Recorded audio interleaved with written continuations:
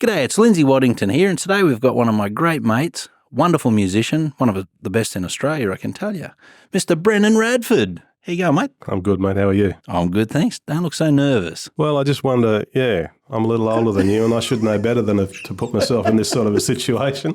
Oh, but anyway. It's just a normal day at I've been working with you for a while now.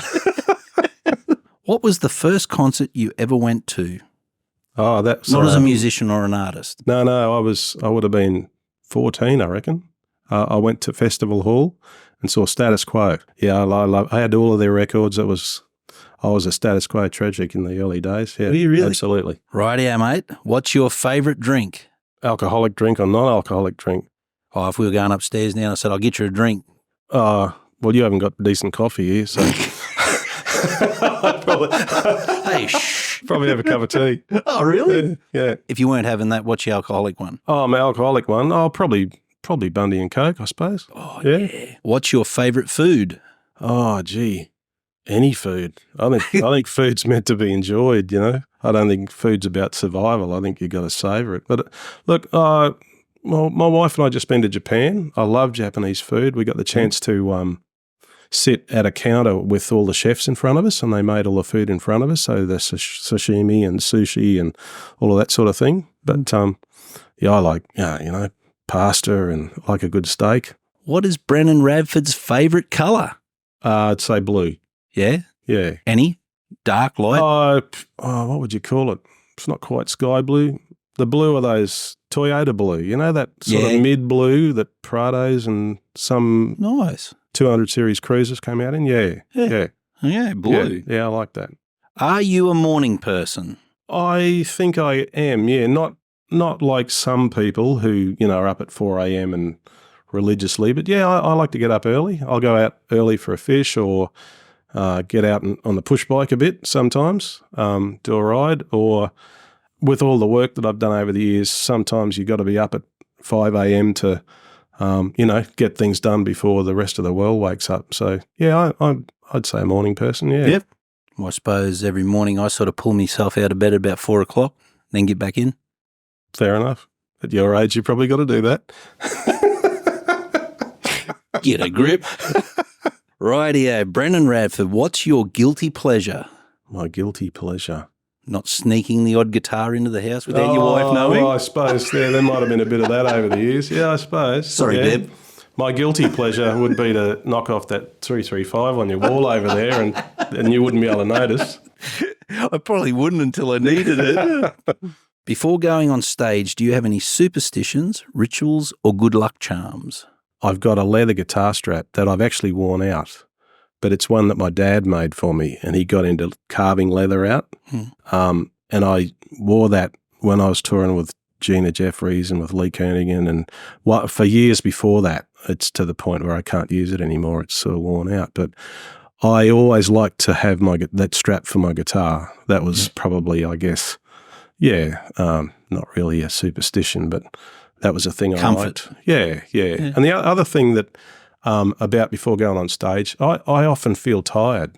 I feel really tired, and I've got this inner belief that your body kind of gets itself ready for when you're about to launch, so it sort of shuts down just before, because I see sometimes some of the people I work with, they look at me and I'm having a big yawn and rubbing my eyes and they're thinking, geez, this bloke needs to sleep. But it's kind of not that at all. It's a bit weird, but I've always been like that. The half hour leading up to it, I just feel like I get really tired. And then when I get on stage, it's like, boom, hello, here we go, and I'm good to go. That makes sense, because I actually have seen you before. Even in the studio doing a track, you'll be sitting in the corner yawning all the time. That's because I was up at 5 a.m. that morning. Doing things before the world started. Have you ever been mistaken for someone? And if you have, who was it? Marilyn Monroe or someone? I'd remember that. You would? Me too. What accent do you find sexy? Now, I saw Paul on the other day, Paul Ricketts. Oh, gee, mate, you want to come up for dinner? G'day, love. Yeah. Look, it's probably a toss-up between French and Irish. Yeah, I'm not fussy. Oh, that's fair enough. What is your favourite musical instrument? Well, I play guitar, But I think my favourite at the moment is this little Collings mandolin that I have. We use it a bit here when we record, and I don't play the mandolin very well, but every time I pick it up, I just want to play it more and more and more. You play it pretty good, I think. Sounds fantastic. My mate Kimmy Warner, who lives over in Austin, originally from South Australia, Kimmy lined that up for me through Collings, but I got a pretty good deal on it, and it's a pretty special one. It's one of only 3 made, and I think that's probably my favourite. Oh, aside from your 335. Which is actually going to my car as we speak. I would nearly go, no, I'm not a good enough mandolin player. I would swap you. No, I wouldn't swap you. No, actually, there you go. That decides that there one. You go. No. That sorts that out. Okay, if it wasn't a music career now, what would you be doing? I like gardening, to be honest. That sound a bit weird? Yeah, absolutely. No, I actually don't mind gardening. I always have, actually. Not heavy duty gardening, but I've always liked. We've always sort of lived in town, you know, but I've always liked having the lawn looking good, and I like planting things and seeing if I can avoid killing them. I've killed a few things over the years. How is your turf going? It's going pretty good. Fantastic. Yeah, no, gardening's a good thing. It's very relaxing. And yeah, I got a few bonsai. Actually, I'm starting to get into that. Do you talk to them? No, I don't. But I actually find it very relaxing because if you and it's like a lot of jobs. You know, when you know you've got a big job, you put it off and put it off and put it off because once you get to it, you know it's going to take a while. And you get immersed in it. And that's kind of what bonsai is like a bit. Okay. Once you start trimming that thing, you know, you got to keep rolling until it's finished, you know. I actually reckon Maddie and I might bring the cameras up and we might do a bonsai session with Brendan Radford. Yeah. Is there any instruments you wished you'd learnt to play? Piano. Wow, a lot of people say that. Yeah. My mum actually plays piano. Yeah. Played piano. She hasn't played for years. She never played by ear, but she could read music really well. It's interesting you say that. My mum was the same. Learned at a all-girls school in Townsville. Learned to play piano pretty much against her will, I think. Just had to. Put a sheet of music in front of her, no matter how hard, could play it. Take the sheet of music where I was like taking the piano away. Yeah. Wow. Whereas my dad taught himself to play guitar, but he couldn't read a note. Yeah, wow. Yeah. Does Brendan Radford have any phobias? Phobias? I don't like to really talk about phobias. Oh, I do. I want to know if you're afraid of heights. Absolutely. I'm not claustrophobic, but I hate the idea of being in a really tight enclosed space. Okay. Yeah. How the hell do you get on in the booths and that recording? Oh, no, that's not really tight enclosed. Yeah? Oh, no, yeah. You know. So you wouldn't have liked it at school if kids held you down and that sort of thing? No. And who does like that, Watto? Well, I don't know. What's Brendan Radford's favourite venue or festival you've played at? I do like theatres, and we just last weekend with John Williamson played at the State Theatre. Yep. That's a beautiful theatre. It is. And we just had the best night. Yeah, it was great. I remember back to playing Twin Towns the first time because I'd seen a whole bunch of shows out the front. Yep.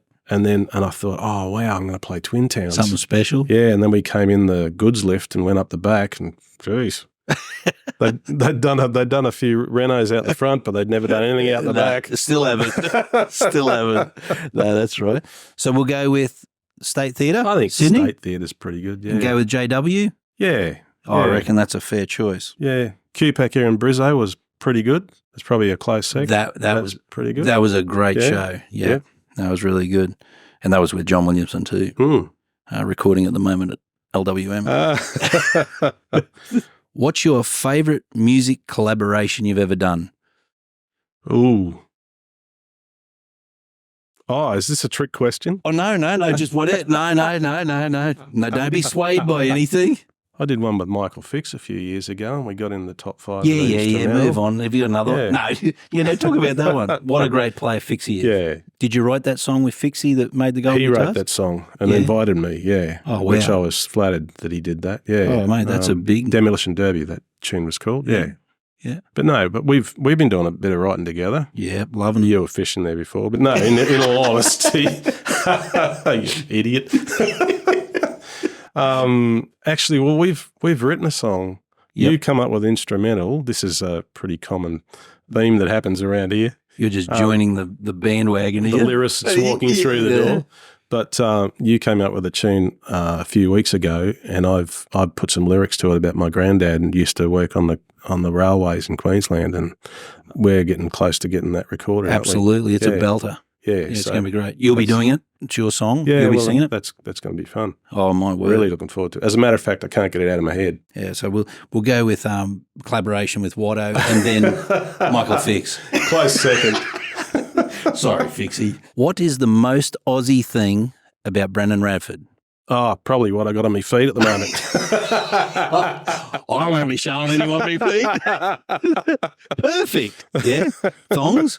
Yeah, I like wearing thongs. Comfy in them? Yeah, mostly. Yeah.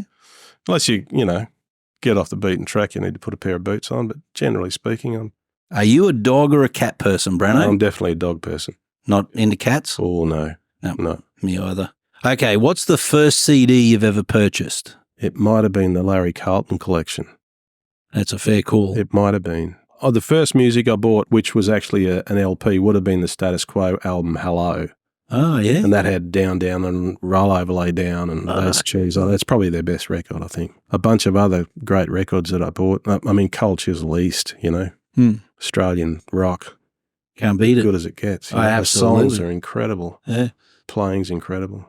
And very, at the time, they were like right out there, but as life's gone on, their music's so melodic. Totally. It's so beautiful. It's pretty, really good. What was the first band you joined or started, and what was its name?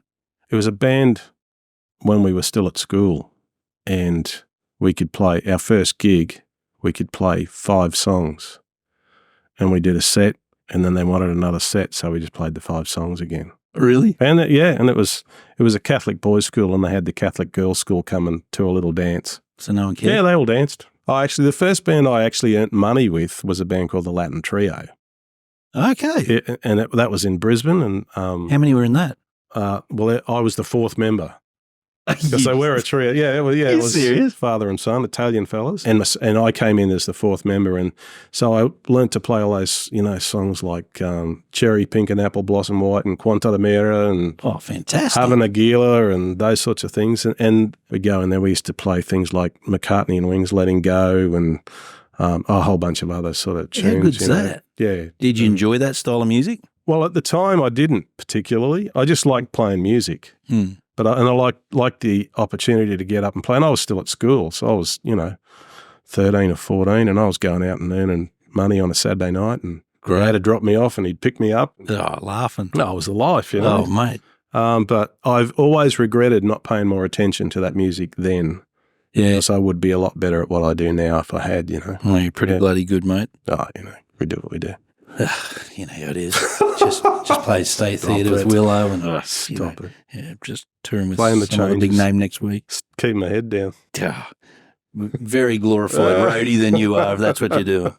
If you were stranded on a deserted island, what 3 things would you want with you? Probably a guitar, probably my wife, and probably a knife. I've met your missus. She's not that bad. No, behave. Well, see, you're a good fisherman, so you'd be able to catch fish and you'd be able to live on that. And yeah. Well, what would your 3 things on a deserted island be? Now, you've had time to think about this. Oh, no. I don't think about nothing. I actually wouldn't be real good on there. I could take my wife. I'd take Reegs. I'd leave it right there. Yeah, because I wouldn't need anything else. She'd do everything. What was your first job? My first job was riding a push bike, delivering prescriptions for the local chemist. Yeah, I used to go there and work every afternoon after school, and then on Saturdays I'd be behind the counter for part of the morning, and then I'd go and deliver prescriptions for the rest of it. Really? Yeah, on my pushy, yeah. Can you remember how much you got paid? I think I got $4, I think. And then when I started working Saturdays, I got $6. How good's that? And on the corner of the road just near the chemist was a snack bar type, milk bar. Yeah. And they used to do milkshakes for 19 cents. So I'd finish at 6 o'clock at night and I'd go and get myself a milkshake, spearmint milkshake, and then go home. Mum would wonder why I wasn't too hungry. Spearmint milkshake. How long did you heard gee, I don't think I've heard of it for ages. Spearmint. Wow. Okay, now you've travelled a lot. What's your favourite place you have ever travelled to? As I said, we've just been to Japan, and we've been there 4 times now, but we've got some friends that we met. I love travelling through the outback. I feel like, my dad was from just outside Cunnamulla, and my mum was from up in the Burnett, and even though I never lived there we lived Quilpie, Mount Isa for a couple of years each, but I just feel a real connection. So I look forward to doing a bit of travelling in the next few years through Australia. But I think Anzac Cove at Turkey. Oh, really? Yeah, we went there for the 100th anniversary of the Gallipoli landing. Would have been eerie. Yeah, Deb got drawn out of the hat. We managed to get along to that. Yeah, it was Turkey itself, actually. Yeah, Istanbul. Yeah. Beautiful place, yeah. Are you a sports fan? I'm a bit of a Lions fan. I don't mind the AFL. My brother-in-law took me along to the Gabba years and years ago, and I didn't get it until I went and saw a game live. It just blew me away. I'm a bit of a cricket tragic, bit of golf. No, I'd love to be able to play golf. Yeah, I'd love to be able to play it too. I love playing it, but I'd love to be able to play it. Yeah, I play 3 times a week. Yeah? Yeah. The only good balls I hit when I stand on the rake. Brendan Radford, do you have a hidden talent or party trick? I like cooking a bit. I don't know if that's a party trick. I can cook okonomiyaki. Japanese pancakes, they are. Oh, yeah. Say it again. Okonomiyaki. Okonomiyaki. No, Oka. Nomiyaki. Nomiyaki. There you go. Okonomiyaki. What's the best advice that was ever given to you? Just be good to people. Oh, I agree with that. Be kind to people. What was the first instrument you learnt to play? First instrument I learnt to play would have been guitar. My dad had an old Yamaha FG180, I think. It's actually in a case at home. Yeah, I taught myself a G chord without the 3 fingers, with 2 fingers, and I just sat there and messed around with it. And what was the first song you learnt? Sitting with my uncle, one of the first tunes I learned to play, because I don't play, I'm not a tune player as such, but probably one of the first tunes I learned to play was Golden Wildflower, I reckon. Really? Yeah, and C up to G, back what to a C. beauty. What do you enjoy the most about being a musician or an artist? I just love it. I love the creative process. I love the people. I love the live thing. I learn songs, I learn parts and that sort of thing, but I am also the sort of person who'll have a sketch of a song and I actually like to turn up and lug, because you invent stuff. I love that about music, that you just, you might play a song 5 times in a week and you'll play it a different way every time. I love how different people interpret. So you'll get 5 different people play the guitar and they'll all play it completely differently. And I mean, like, you've got this crazy upside down thing going on with a guitar strung for right-handers and you play it left-handed. And I just, I've grown to love that about people, and you can be a bit confronted by seeing people play instruments in a certain way, think, oh man, how do they do that? How could I could never do that. But then if you think about, well, that's their approach and I'll do it this way, and it works. It's just sort of, there's something real special about, and there's something real special about getting a whole bunch of people together to play too, and understand each other. Yeah.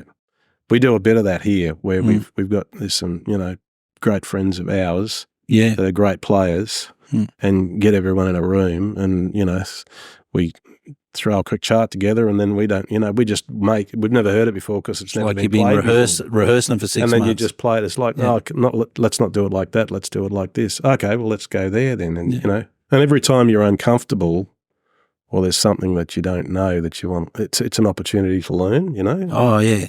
There's enough advice flowing around the room. Yeah. There always is. Yeah, there's always been. Your favourite moment of your career and why? The one that just popped into my head was the very first time, so I went in the bluegrass competitions in Tamworth back in the late 80s, early 90s, and the very first time I played a tune in the Tamworth Town Hall, and it was a tune called Beaumont Rag, and I finished it, and the Town Hall erupted. And I think it was the first time that I wasn't part of a band.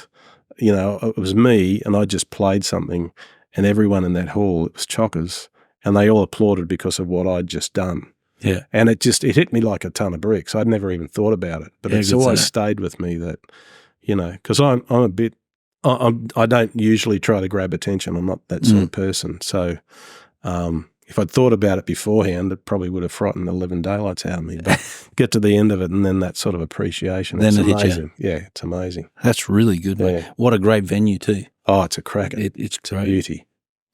Do you really want to ask me that? I tried. I'm worried just looking at the look on his face. Yeah. What's something that you're really bad at?